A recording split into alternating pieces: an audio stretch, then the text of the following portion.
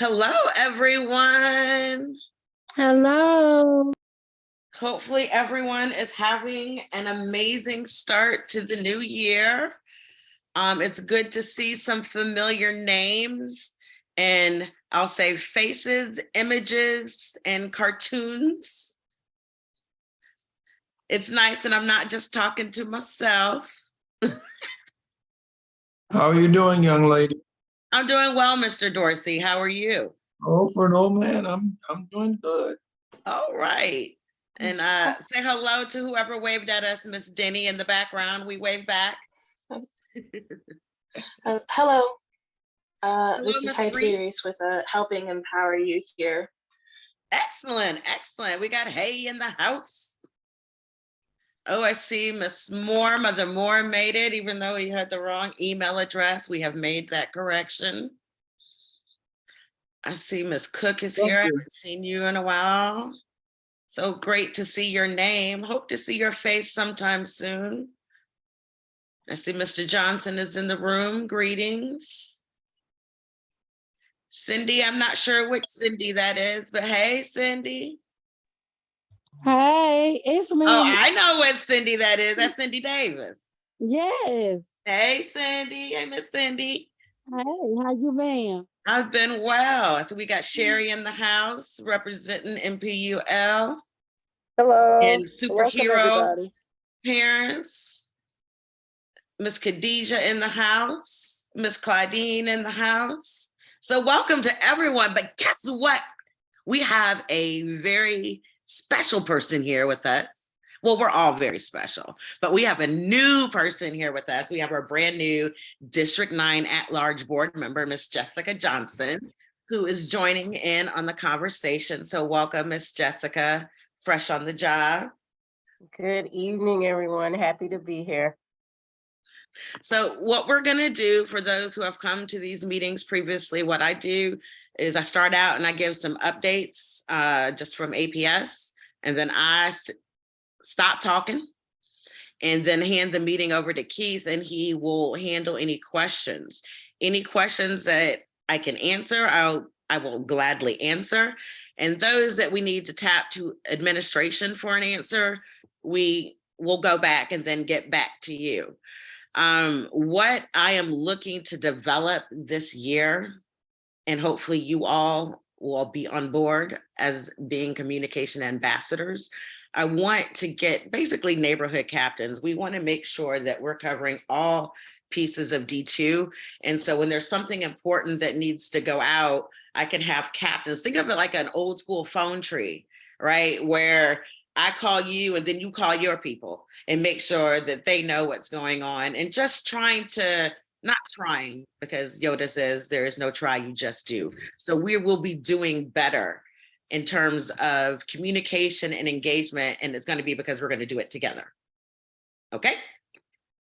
All right. So real quick, because I don't know everyone and everyone doesn't know each other, if we could just take the time to give yourself a quick shout out in the chat. Let me know who you are, what area you're representing, what organization you're representing, school your child may go to. Just give me a quick shout in the chat. I will go back and look at this, so I just have a good idea of who we have in the meeting, and who I can tap to be those communication ambassadors. Because this clearly isn't a full representation of District 2. District 2 is such an interesting district sitting right in the middle of Atlanta that we've got most of the Washington cluster, but not all. We've got some of the Douglas cluster. We've got a piece of the Midtown cluster. We've got a piece of the Jackson cluster. We got a piece of the Carver cluster. And we even have people that go to Mays, all within District 2. So there's a lot going on. There's a lot to cover. A lot of these conversations will focus on the central part of D2 in terms of what's happening centrally. But with your help, I will also be able to address the concerns on the outskirts. Y'all can help guide the information that we share. But the information that will be shared today, if it's cluster specific, will be around Washington, which by the way is hosting a swim meet right now at the Washington Park Natatorium. So sending them some love and support that they, it's an APS meet that they finished strong. So another cool thing happening right in the Washington cluster is the Teacher of the Year is from Washington High School. Her name is Candace Henry. And as I'm gonna use my notes, our Teacher of the Year's moving remarks, she graciously accepted the year's top honor, and she was clear of the torch that she now carries as our district level teacher and is lighting the way for APS students. She is a veteran science educator who leads with vibrance and compassion, and she will represent APS in the Georgia Teacher of the Year Awards next spring. Another highlight is we had the State of the District. The theme was Mission Possible 2036. And you say 2036, that is a long time away. Why 2036? Well, that is the year that children who are in pre-K now, that's the year they're going to graduate. So we're not saying that never mind anyone between now and then, but we're thinking about the type of classroom and the type of experience that we're going to have to give our children so that they are successful and able to do things that we don't even know exist in the year 2036. So there is a video of that, and I'm going to share all these lovely written words after the meeting. We're going to send it out so you can click on the links and have access to the information that I shared and that you can share with your people, right? So that we all stay engaged and informed. Couple quick announcements. Now is the time to start thinking about next school year. Okay, so administrative transfer window is open. What does that mean? If you want to go to a school that is not in the zone that you live in, now is the time to make those transfers. As my communication ambassadors, I need you guys to let folks know we got room in the Washington cluster. We've got some good experiences going on. I encourage you to look beyond the numbers, come into the schools, and just see what does it feel like, what does it look like, and how could you be a part of taking it to the next level. So I want to say all of the Washington cluster schools have capacity. When you go online and you engage in this process, you won't have access to any school that is at 95% capacity or above. That means that they were not taking transfers because their school is full. Basically, they've got to deal with the needs of the zone. So if it's under 95%, it's open for transfer. It's above 95%, it is closed for transfer. Pre-K lottery is now in effect. All these links are going to go to you as soon as we finish, so you can click and see how do you register, and you can also forward this information to your people. This is also the time for charter school enrollment. APS has a centralized place where you can go and explore and see what those options are. But again, I'm going to highlight that we've got plenty of space in the Washington cluster. I think the Douglas cluster might have some space too, and we could sure use some more engaged, involved, exciting, enthusiastic parents. Ooh, okay, so now we're going to get into truancy. So what is truancy? So truancy isn't just an unexcused absence. It's an unexcused absence that the parent doesn't know about. So truancy refers to unexcused absences without parental knowledge or permission. And chronic absence includes all absences that are excused, unexcused, and suspensions. So in terms of truancy, our high schools have a focus on attendance, and we need everyone's help in ensuring that our children are where they need to be. Okay, so I am going to drop, Keith, if you can drop that truancy collaborative flyer in the chat. And basically we have, and this is new to me, I'm not gonna lie, it's new to me. I had to do some research and find out. We have a truancy social worker, and she works with the Atlanta police truancy officers, the MARTA officers, and they collaborate to prevent and address violations of the Atlanta city ordinance. So it's actually against the law to be truant. So the ordinance states that any minor age 6 through 15 who loiters, wanders, strolls, or plays or on public streets, highways, roads, alleys, parks, playgrounds, or other public grounds, public places, public buildings, places of amusement, eating places, vacant lots, unsupervised by an adult, have the lawful authority to, lots unsupervised by an adult between the hours of 8:30 and 2:30 shall be considered a child in need of supervision. So this is going to help with just public safety in general. We need to encourage our children to go to school and not make it so easy for them to be out on the streets. So what can the community do? Local businesses can refuse service to school-age youth during school hours.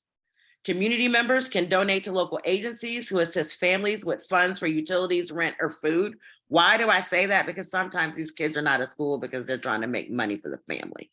Okay, we got a couple of organizations online. We've got Hey and Raising Expectations that would love some some help in doing the work that they do. Churches can establish food pantries for families in need.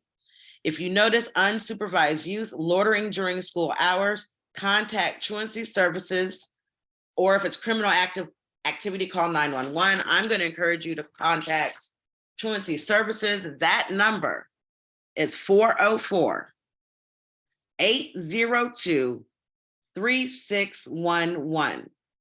And I'm going to send this, we're going to post this flyer, we're going to send this flyer so you guys have access. I'm also going to print it out and I'm going to take it to some places and put it hand to hand so folks know that this is a community job, right?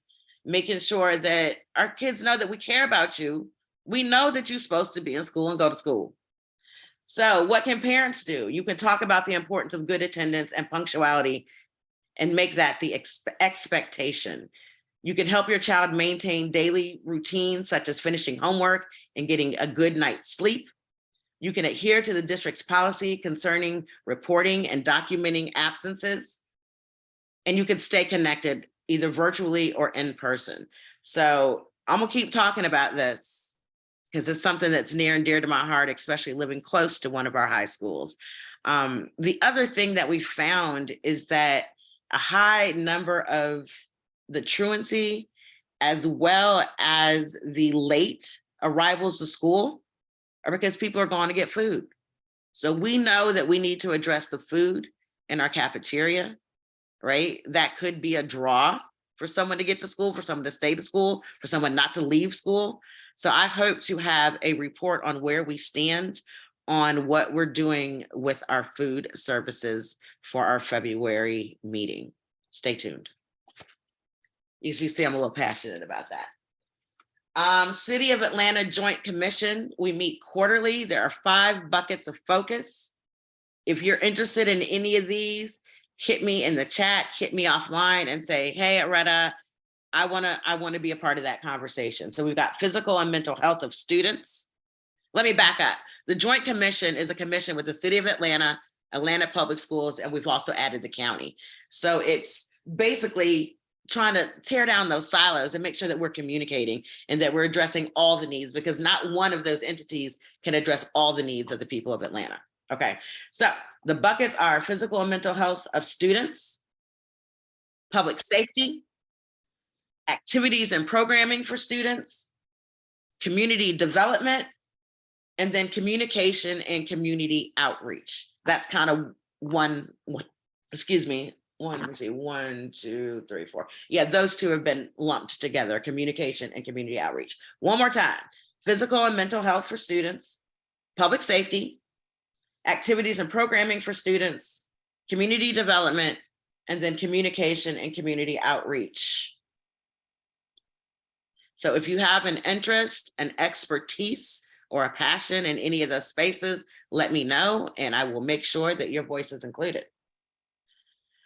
Okay, so we are currently in the process of adopting new math curricular.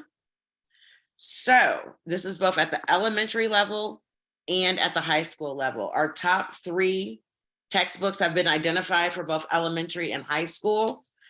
I encourage you to go onto the Atlanta Public Schools website. It's going to be one of those little squares on the bottom You can click on that and you can dive deep into that. If that is your area of expertise, if you're just curious, you can check that out and send me your feedback if you have some feedback. And then my last update for now is a facilities master plan update. So we declared surplus properties at our last meeting. What does that mean? It means we have identified properties that we currently do not need for school uses. So they are surplus. So that does not mean that that a decision has been made on what's going to happen to those properties yet. It means that we are now open for conversations around what happens. Part of our guardrail, one of our guardrails with the superintendent is engagement. So there is mandatory engagement with the community around what's going on, seeing what does the community want out of this space, and then seeing that through. If you want a list of those properties, take a look at your email, because we're going to send this out and you'll be able to click and see what are those properties. There are a few that fall within the Washington and Douglas clusters. So the former Pieper Street school site, which sits behind, I can't believe I'm having a brain fart. The funeral home on Abernathy, Watkins. The former Hartnett School on Bridges, the Simpson Road property by Douglas, the Cary Elementary facility by Douglas, and the former Collier Heights Elementary School. So no, some of these buildings are currently being used. For example, not the building, but the space. The former Hartnett school site currently has a community garden, and there's land that's adjacent to the city of Atlanta. So there are going to be conversations around each of these spaces in terms of what does the future look like for this space. And there are a number of things that could happen in that space. So stay tuned on that. High school capacity, everyone's favorite topic. So I don't know if anyone has looked at the cluster map, but I encourage you when you get off the phone, take a look. I'm gonna drop it into this file so you can just see how the maps are currently drawn. But over the course of a kickoff meeting and 2 phases of focus groups, we collected input and organized info into 4 student impact areas. So those of you who have been following this conversation, we've been having this conversation for a while. And let me just give you the quick short story. We've got some high schools that are busting at the seams, and we have some high schools that have more than enough room for more students. We also have some very differing academic outcomes across high schools and experiences. And so we did some engagement to identify 4 areas of student impact. And the areas that came up are academic opportunities, extracurricular activities, space, attendance zones and rezoning, and then an honorable mention is safety. So APS must recognize and acknowledge the far and recent history and decisions which have created inequities and student access gaps. This is feedback I'm giving y'all that we received. It's crucial that we're able to trace decisions back to the community engagement process. So we kind of asked, how will you know that you were heard? So that was one of the things that we heard. We want to expand access to courses and extracurricular offerings for high school students so that no matter what school your child is enrolled in, they experience a high quality, equitable learning environment. And we want to be innovative in our approach. So I have not seen the administration's recommendation on what is going to be the solution for what's happening in our high schools. But the reality is something's got to change, right? We cannot pack kids into a school like sardines and expect that they're going to have a positive experience, right? And so what I am encouraging those on this call to do is to if you are living in the zone and a parent, if you're a community member, I encourage you to get more intimately involved with the schools in our area. I encourage you to look beyond the numbers and see what's happening inside the school, right? I also encourage you to think about not just what impact could this environment have on me, but how can I impact the environment that I'm going into? And because the reality is something's got to change. And ideally, we can drive the change how we want it to be. Let's imagine it. Let's build it. Let's hold me and everyone accountable that we get what we need. But I'm just asking that you give your zone area a chance. And if by chance you decide it's not for me, stay engaged anyway, because you're a part of the community. Okay? And we need you. We need you. So that's it for me. And I am going to pause. Actually, no, I'm going to ask that all my ambassadors, please follow me on Instagram, follow me on Facebook. I do post updates. It might be something you want to know about and your people want to know about. So follow me so you can stay engaged and informed. I see your hand, Mr. Williams. And when we get to that point, I'm about to hand it over to Keith, and it looks like your hand is the first one raised. But I'm going to let Keith handle the questions. Thank y'all for listening and for coming. Yep, and so thank you, Board Member Vice Chair Baldon, for the updates. And so Happy New Year to everyone. We will still follow the same process and behavior as we do for public comment. We do ask though, because we want to make sure we hear from everyone. We only have an hour allocated for this meeting. And so we do ask that you do raise your hand as Akeem has done. If you do have a question, concern, want to provide any type of feedback to Vice Chair Baldon, we ask that you do use the raise hand feature so that we can put you into a queue, and we will call you in that order. And so I'll turn the floor over to you guys if you have anything to share, want to ask. So we'll go to Cindy first, and then we'll go see if anyone else have anything. I know Akeem had his hand raised. It looks I like saw his hand. He took it down. I don't know. Akeem, did you have anything? I do. Just give me a few seconds. I'm trying to get situated. Okay, well, we'll come back once you. I just wanted to make sure we didn't lose you. Ooh, look at that hand. No worries. Thank y'all. Breaking up. You breaking up on us. Just come back when you raise your hand when you're ready. Give me a few moments. All right. Okay. All right. So we'll do Cindy, Gail, and then Lily. Good evening, everyone. Aretta talked about the out of zone transfer. So going to another school, the question that bears as a lot of parents are trying to decide is for kids that are parents that want to go out of zone but don't have transportation. Are you all now providing the transportation for them to go to an out of zone school? Or is the transportation still going to be relying on the parent, for the parent to get them to school? The transportation, thank you for your question, Miss Cindy. And if you choose to go out of zone, you are responsible for transporting your child to that school. That is still the case. Okay, thank you. You're welcome.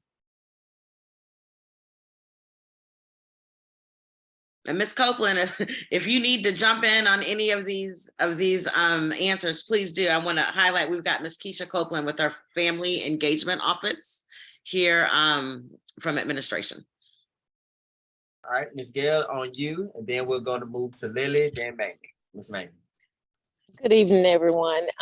My name is Gail Mapp. Grew up in the Douglas cluster. My husband actually graduated from Douglas many years ago. And I think that, and currently we are and have been in the construction area. And when we were in high school. You had wood tech and, have friends that have become plumbers and a lot of different jobs within the construction area. And I think that at this point, with such a shortage in that area, it would be a good idea to put those types of classes back into the curriculum.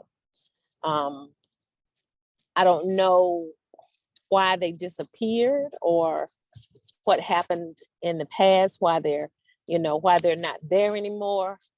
But looking at the dropout rate, and I don't think that the children really understand, or even the parents understand, how much money a person can make in the construction industry.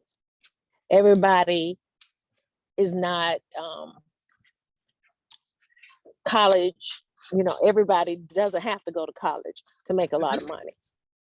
And I think that this would be an area to make a change. I agree. And we actually have some things in place. So one of the things that we, as the board, is we changed our vision and we added the word life to our vision, because it used to be we wanted to prepare children for college and career. We also added life.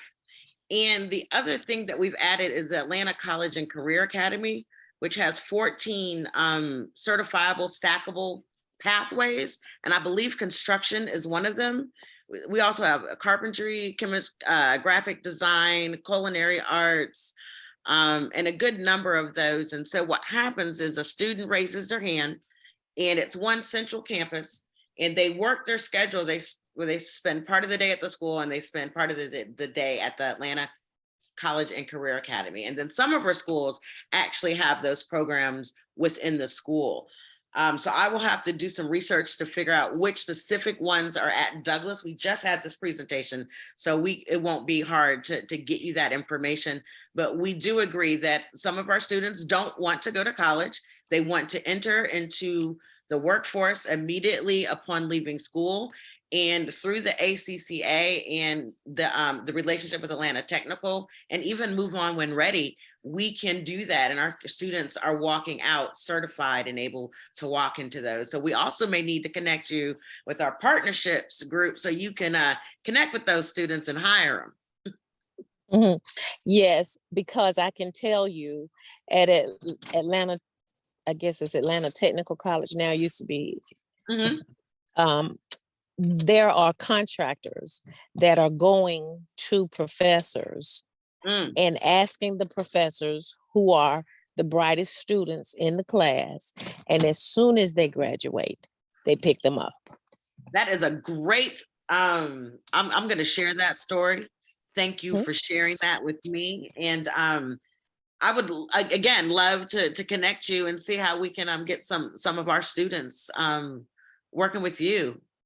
So thank you, Ms. Mapp.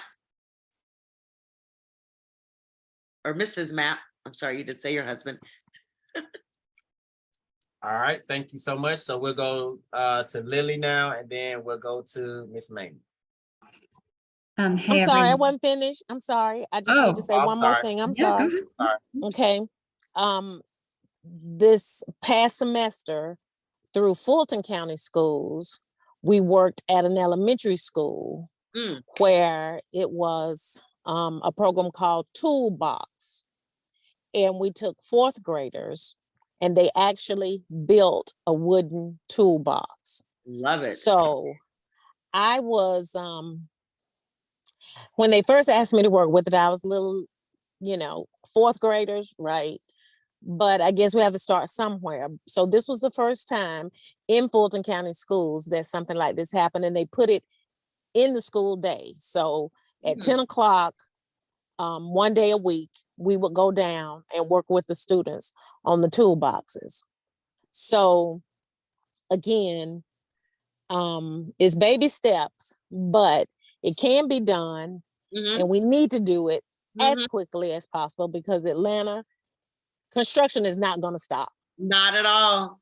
So we definitely need to get on this. And I'm finished. I would love, do you have the capacity? you have the capacity to add APS? I might be out of line, but just curious. Again, love to get you connected with someone so we can talk about getting that going. Well, I am actually on the board of the National Association of Minority Contractors, the Atlanta chapter, and we are all looking for potential students. All right, we definitely need to finish this conversation offline. Thank you so much. Okay, thank you. All right. All right, Thank now you. Ms. Denny. Hi, everyone. So thank you, Vice Chair Baldwin, for talking about the facility master plan earlier. And I also saw that Mr. Norvell signed on. And so thank you, Mr. Norvell, for responding to my email so quickly today. I appreciate that. So my quick question was, I know you said that you had not heard from the administration yet about a plan for high school capacity. And I was just wondering if you knew if there was going to be like an upcoming, and I did check the calendar last night, but if there was going to be like an upcoming retreat or like when you were going to be getting that information. I'm going to hand the mic to Mr. Norvell since he is online and handling that for us. All right. Well, and hey, I did read your email earlier too. No worries. Good evening. Sorry, I'm outside and not on camera, but yes. So the board will receive kind of a data report at the February board meeting and submitted. And we'll do a community meeting in February that just shares the data. So updated projection enrollments and capacities of schools across the district. For those schools that are facing overcrowding, we will then offer some scenarios to address overcrowding, things that we learned this past fall, beyond just redistricting, kind of all the different levels of solutions that could be used. We're going to be offering those to the community for feedback in March. Then it will be narrowed down to, based on that feedback, to one draft recommendation that will then go back out to the community in April. And then if board decision-making or action is required, it would go to the board for first read in May. No redistricting or rezoning would be applicable for this coming fall 2024. This is all in preparation for, fall 2023. This is all in preparation for fall of 2024. Awesome. Thank you so much. Thank you. And this starts the annual review process. The district will now go, this came out of facilities master planning every year. In February, facilities will report out on projections, capacity, and any recommended actions that are needed. Awesome. Thank you. Hot off the presses. Thank you for that update. All right. So we'll go to Miss Mamie and then we'll go to Faith, followed by Akeem. Greetings, Mother Moore. Greetings, everyone. Thank you so much for the opportunity. Clarity on the redistricting. Did I understand that we are not having to deal with redistricting right now? I want you engaged in the conversation, right? And providing your input, but in terms of making a decision and those decisions going into action, it looks like decisions won't be made, a vote won't be had until May if there's a vote that needs to happen. And that will not go into effect until the 24-25 school year if there are some changes. But do Okay, stay. I'm sorry. I do need your help. I've been trying to get connected to those meetings and have not been successful at that. So if you all can help getting my name on the right list so I can get notified of those meetings, I'd appreciate it. Now let me go down the list I have so you can speak on it. Can you please speak on the reading score situation and the fact that I made recommendations that we should look at how we're doing the reading and a curriculum shift to de-emphasize the technology in reading and go back to books in the hand. The other is if Ms. Copeland can speak on parent support relative to truancy, et cetera. And also if somebody can speak on the profile of the students that are truant and in the parent support. I need to know exactly what do we do, how we are organized to do that, all right? Cafeteria, what is the problem with the food? You didn't mention anything, but you said that is an issue. And if you could go back to the buckets, I did not get clarity about that whole presentation you did around the buckets, and I got it mixed up with a joint committee of cities in Fulton County. If you could clarify that for me, I'd greatly. That's my list. Okay, I'm gonna start from the bottom and go to the top. So the 5 buckets that are mentioned, those are the areas of interest for a joint committee that is the City of Atlanta, Atlanta Public Schools, and the Fulton County Commissioners. We'll have one from Fulton, and one from DeKalb. And within that commission, the areas that have been identified that commission will focus on are, give me 1 second. Physical and mental health of students. And again, this will be sent to your correct email. Public safety, so it'll already be written down. Activities and programming for students. Community development. And then communication and community outreach. That committee meets quarterly and the next date is to be set. The profile of the truant, for truancy and a profile, I do not have a profile to share. And I will ask if we have one, and I'm trying to think of, I mean,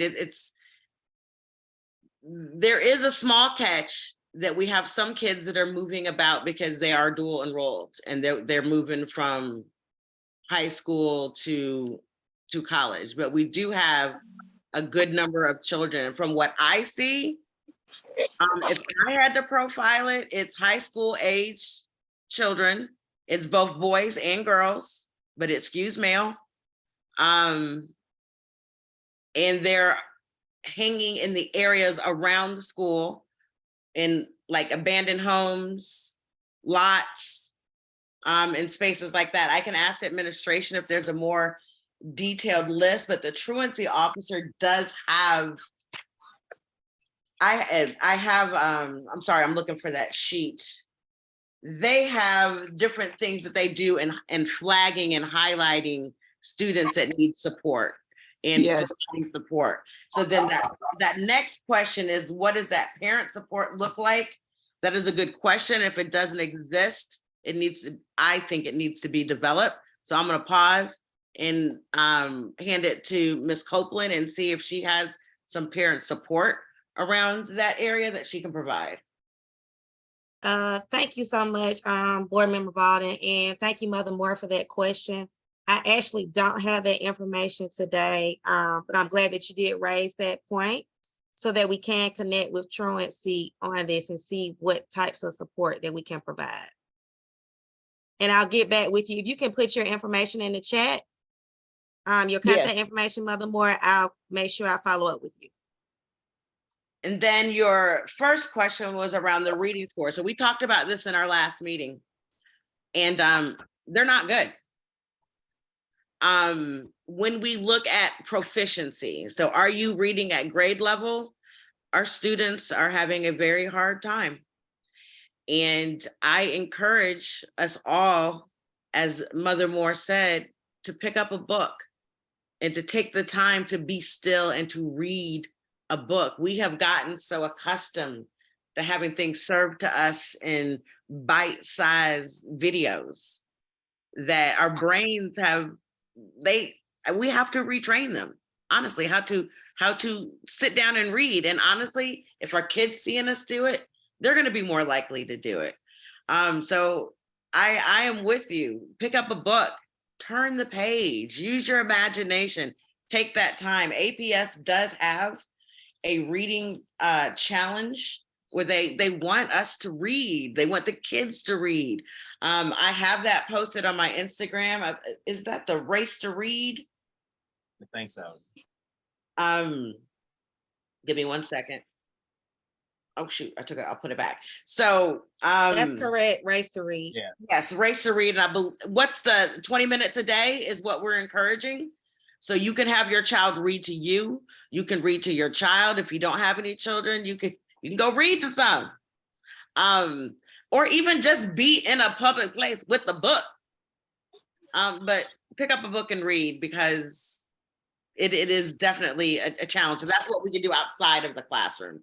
And we should have, in the next board meeting, I will have an update with the next MAP score in terms of pacing. Where are the children based on basically where they should be this time of year.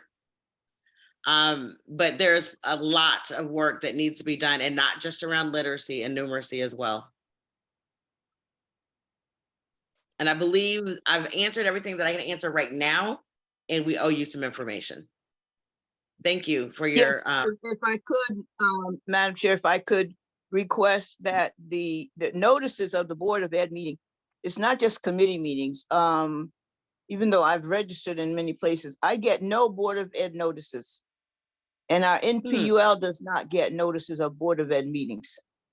So I don't know the system that we're using to notify our people that these meetings are happening. So we are encouraging them to participate. But if we could do something about that vacuum in communication, I think it would be great. Yes, and so hopefully you will raise your hand to serve on the subcommittee for communication and engagement for District 2.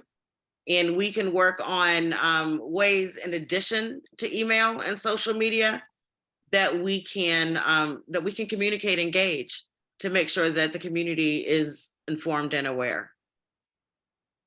And Keith, will you? I was gonna say I'll check our database as well, and I just updated. Mother Moore, you did register for this meeting, correct? Okay, so I have everyone's email address that registered, and so I'll definitely make sure that I send it over to our IT internal IT people who assist us with our database, and just make sure that they update it and include your email address to that, so that you can start receiving those notifications from the board meetings. And I see you're going to do that will you do that for everyone who's at this meeting? Will you make sure they're added to the larger district list? Yep, will do. In the Board of Education, we meet the first Monday of every month, with the exception of like spring break or if there's a holiday. But we're going to make sure that you get those notifications. Yes, ma'am. All right, so we'll go Faith, Akeem, and then Cindy.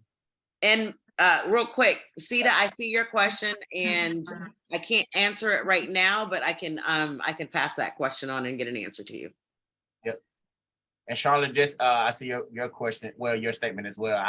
I'm gonna drop everyone's email into the database for just to make sure everyone is on there. All right. Good evening, everyone. I'll be brief because I do have to get out of our building by 7:30. My name is Faith Porter. I'm the Director of Programs at Raising Expectations. I dropped my information in the chat because I did not receive an invite to tonight's call. I got a forwarded email from my supervisors who asked I attend in their absence. Just a couple of quick questions. So one of the things that we're doing differently as an organization this year is providing push-in support at Washington. We've supported the Washington cluster for about the past 15 years or so. In the merge of the Washington and the Douglas clusters, we're now starting to work with Douglas as well in middle schools in the cluster.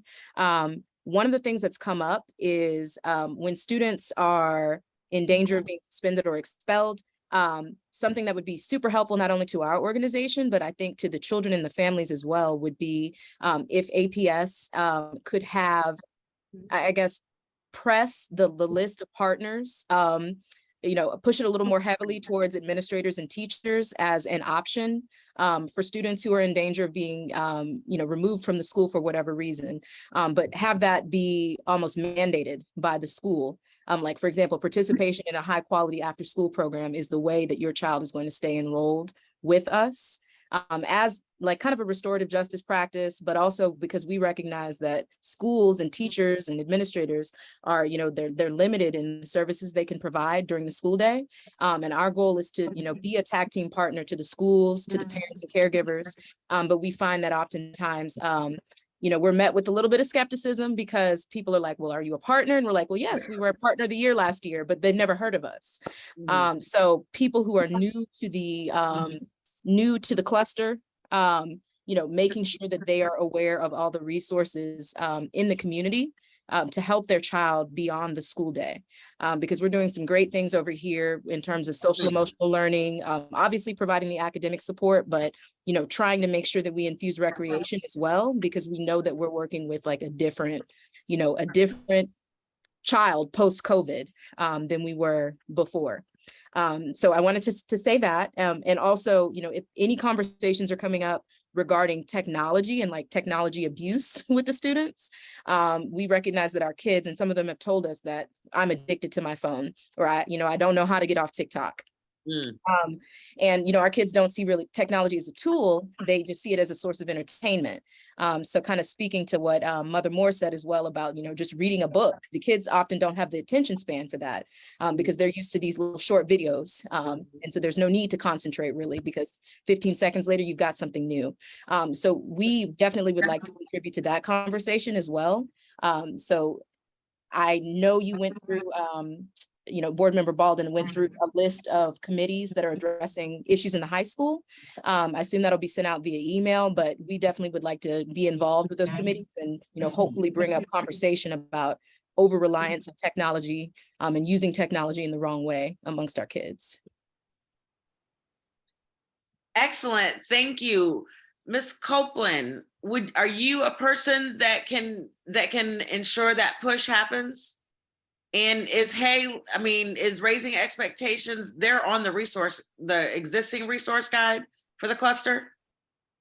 I need to double check, but I know that you are a partner through the partnerships department. If you can, just put your information in chat as well, and I'll follow up with you.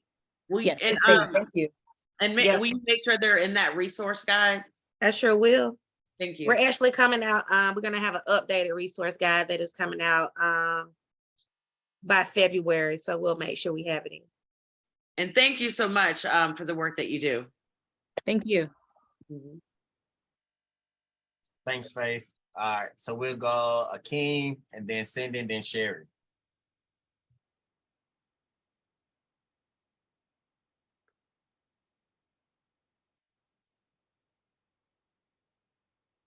Akeem, you're a busy man. I think you're still on mute.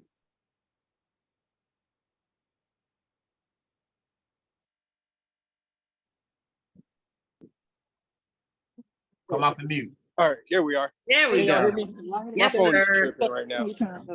How y'all doing? So I was joining tonight. How you doing, Board Member Baldon?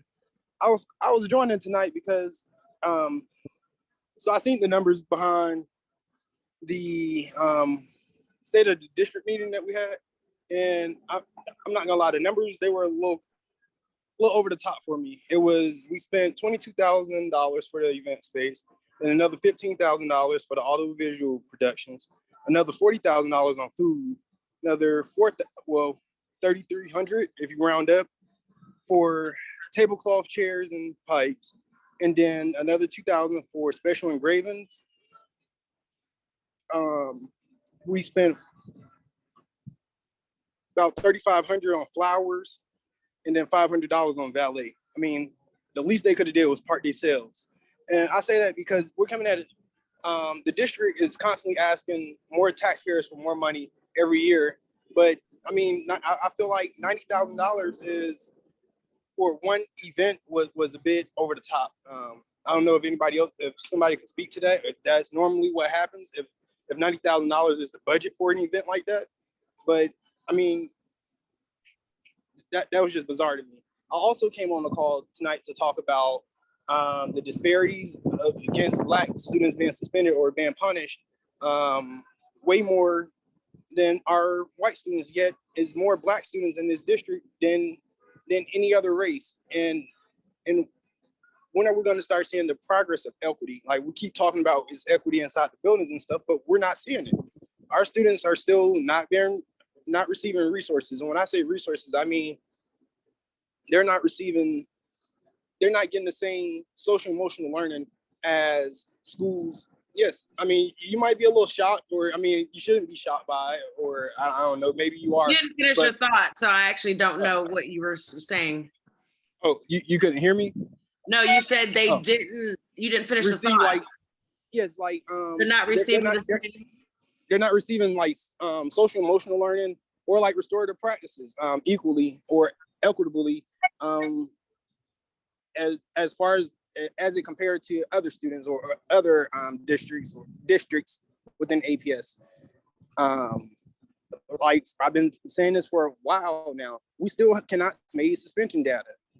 I understand that this is not a maze cluster meeting, but that's alarming. We want to know at what rate our students are being suspended, but we kind of know why we can't see the rate, and we do believe that it has something to do. Well, we're not going to speculate. We're going to wait until we know for sure, but we're close to figuring out why we can't see the suspension rate, and we're just asking like the board to really step in and hold this administration accountable. Yeah. I hate to say it, but it doesn't look good, and I feel like we're almost going further back and we're not progressing. Just like at the state of the district, I really don't feel like Dr. Herring spoke to the extent of what the current state of the district is. We more so received a plan about 2036 and how we expect to get there. But what about those gaps in between? Like to get an experienced IT teacher, that's not cheap. That's not like hiring a regular teacher. You're not going to be able to pay them $40,000 to $60,000 for an entry level position. Most IT professionals, they're making upwards of six figures, and I mean that's entry level. There's no college degree. So how are we gonna, if we're having issues retaining teachers now, that I feel like that's gonna be a bigger issue. And how do we plan to address that if we're having funding issues right now? My other thing I would like you to speak to is, actually, I think that is it. I don't have my notebook on me. I was called into work tonight on the wham. Somebody called out, but I did have some more things I wanted to talk about, and I could email you later. About Yes, stuff that I I do. know I didn't address. You said a lot, and it sounds like we need to have a conversation, and it's going to be more than me giving you a few minutes of a response. I do want to clarify something, and we have not raised any of the we actually rolled back the tax rate last year. So I just wanted to clarify that in terms of something that you said in terms of raising, you didn't say raising taxes. No, no, I said you all asked. In terms of the state of the district, I'll have to look into that. In terms of the discipline disparities and restorative practices, again, I would have to look at some specifics. I do know that we have been doing some work in there and it's been called out. I do not have at my fingertips what the results of some of that work is or examples of that work. That's something I'll have to get back to you on. There were a couple of other things that you mentioned, and again, it sounds like we need to have a more detailed conversation because I'm not as aware of some of the things that you were mentioning. So board member, but we don't have time to have that right now. There are three other people that have their hands raised. Yes, ma'am. I just want to be given the same opportunity everybody else was to give their complete thought. And what I want to ask you is, so I understand that you're saying that you don't have the information in front of you to answer my questions. That's fine. But so this is not like this is not your first time talking to me, board member Baldon. And I'm pretty sure you probably have spoken to Erica about some of my issues. But if you haven't, I will be more than happy to I will send you an email with a lot of my issues, and you can send me over a time where you're free to talk. I think it might take anywhere from 30 minutes to an hour, so that we could have an in-depth conversation and look for some solutions, because a lot of my problems aren't solved, and I just don't feel like I'm valued within APS, and I'm a product of APS. It's like the disrespect and the dancing of the circles. I'm frustrated at this point. So I would love, I do open, oh, hey, Miss Sherry, I will send you my number. I'm actually trying to reconnect with a lot of people in Atlanta. I will make sure I send you my number right after this call. But Ms. Baldon, I'm a bit frustrated, and I feel like a lot of stuff isn't being addressed. But if you drop your email, I will make sure I send you an email either tonight or first thing tomorrow. So my email is right here. We have not spoken directly. I look forward to talking to you later. You have karaoke, right? Karaoke night? Please go ahead and go on mute. We'd appreciate that. All right, so thank you, Akeem. So we're gonna move to Cindy, and then to Sherry, and then to Sherelle. Okay, to piggyback off a couple of things, so this will be lengthy, but not. Miss Map that spoke about putting courses in to make kids career ready. I agree with that. I spoke about it. For one, I'm with just remember Baldwin that APS has centered their thing on kids being college and career ready. I don't see that happening. I see that a lot of kids are graduating APS. They're not college ready. They're not career ready either. And I think that putting skill sets in for them will help them. To go with Ms. Moore about the reading, I do agree. I know that the world is moving and things are changing, and so technology is is a big thing now. But I think that we need to, I agree, go back to taking the technology away and giving them actual books to read. Technology is ruining our kids. I had one to graduate Washington last year, and I've got two in them that is Jones, and technology is ruining them. You know, I've got a kindergarten that's still struggling with the sight words because she's relying on technology and not what she sees with her physical eyes. When I look at the map scores, it does show growth, but the growth is slow. And I think I mentioned this in another meeting. I'm pretty sure that I did. I think that we also, and this may be another conversation for another day. So if you want to get with me, Ms. Baldwin, we can talk on the outside, but I am gonna throw this dice that we need to get rid of testing and stop teaching kids to take a test and teach kids to be taught. Because where the gap falls is from pre-K to second grade, they're being taught. And by the time they get to third grade until they graduate, they're being taught to take a test. If that makes sense. So all that they learn from kindergarten or pre-K to second grade pretty much goes in the garbage because now they have to focus on how are they going to take a test. The problem that I found is that the test that they have to take in order to go to the next grade, to be promoted, that's stressful because that's what they're listening to. But 80% of your teachers don't even know how to teach them to take the test. So I don't know how we can get rid of these tests and just teach the kids so they can graduate. When I went to school, we went to school, we made the grade, and we made the grades, we graduated. Then how you did on your SATs and all those things, if you wanted to go to college, determine how you go to college. So it's a lot of factors in here that I'm with. And with Akeem, I am disappointed in APS and their disciplinary rate. As I stated, my daughter went to Washington. I had an issue. I won't get into that now. And I had to fight very hard in order for her just to get what she needs. The problem that I see in the schools is that they seem to be targeting kids that have IEPs and 504 plans more than regular kids. And I'm not saying that any child should be suspended, but I think that I'm with the young lady that spoke. We need to get alternative efforts to keep them from being suspended because kids, once they're suspended so much, they don't ever come back. So if anybody wants to conversate, get with me on the outside of this call, and I am willing to have a deep-rooted conversation because this is concerning to me. And if the kids are the future, then we need to teach them to be the future, and we're not. Thank you, Miss Cindy. Thank you. All right, Sherry, then we'll end with Sherelle. The time is 7:29. Okay, yes, I was wanting to mention to you, Aretta, a safety plan. Okay. Us working on a safety plan and also conflict resolution being taught in the schools from pre-K to 12th grade, because I noticed some of the shootings, the kids didn't know each other. It's just not kids just deciding that they're gonna just kill. So if we work on conflict resolution, it can cut down a lot of the shootings that's happening between Black children. Mhm. because they know each other. So some part of the curriculum or the equity department, it needs to be a peace and conflict resolution. Because most of these kids are thinking to hurt each other instead of working it out. And we are also in NPUL focusing on holding a book reading. And that was just my little piece. A conflict resolution piece needs to come into play in a lot of public school.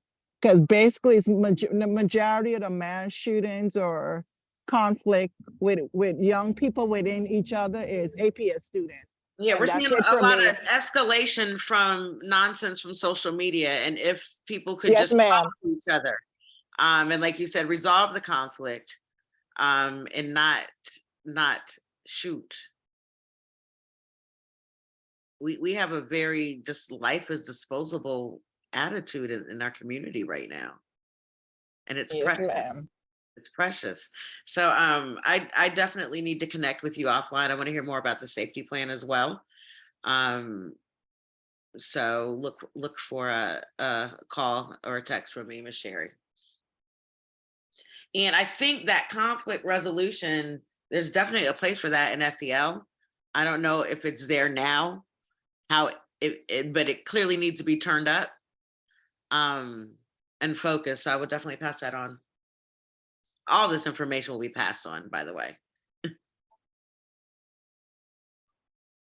Uh-oh. All right, thank you. And then we'll end with Ms. Sherrill. Good afternoon, Ms. Baldwin. First I wanted to say thank you for having this platform, but I wanted to also mention if you guys would look into as it relates to reading, and particularly as a parent with a student with a disability, having things done visually has been beneficial for my son.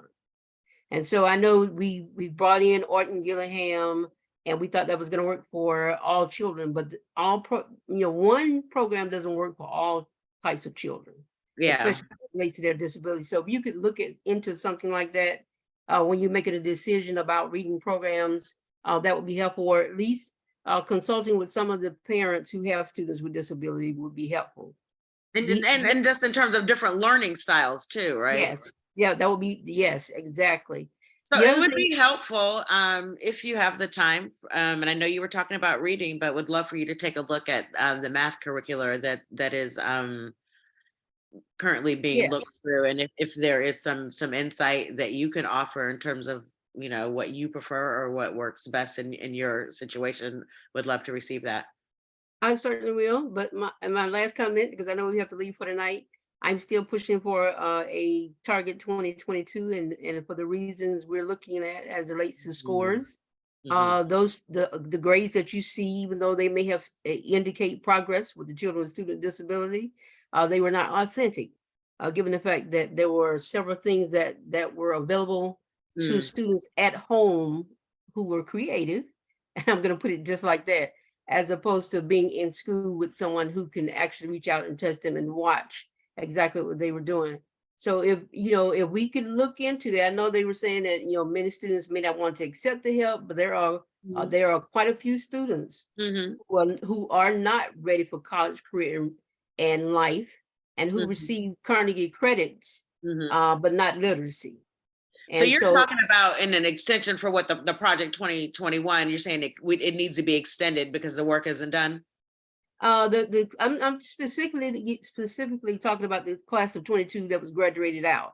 Oh, okay. So I thought you were talking about those students who graduated at the age of 18 because they had the Carnegie units, but not literacy, as opposed to allowing them to have an additional year to at least support them since they were in the pandemic the longest, and receive virtual learning the longest of all the classes. And so they're out here again in the community, but they're not able to actually survive on their own. They're getting help from their parents and community because you can't do it. Not the students with disability. Will you put your email and just a quick note next to your name in the chat so I can and your phone number so I can reach and talk to you more? You most certainly can. Thank you. Yes, thank you.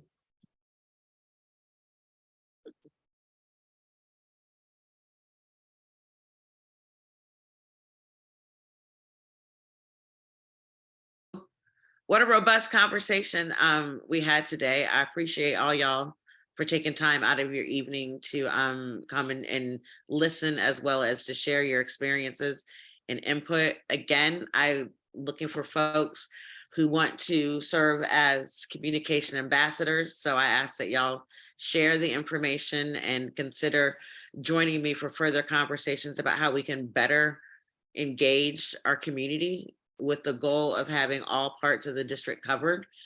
So when there's information that needs to go out, it can go out and folks can be aware. So thank you. Thank you again, Board Member Johnson, for joining us for this community conversation.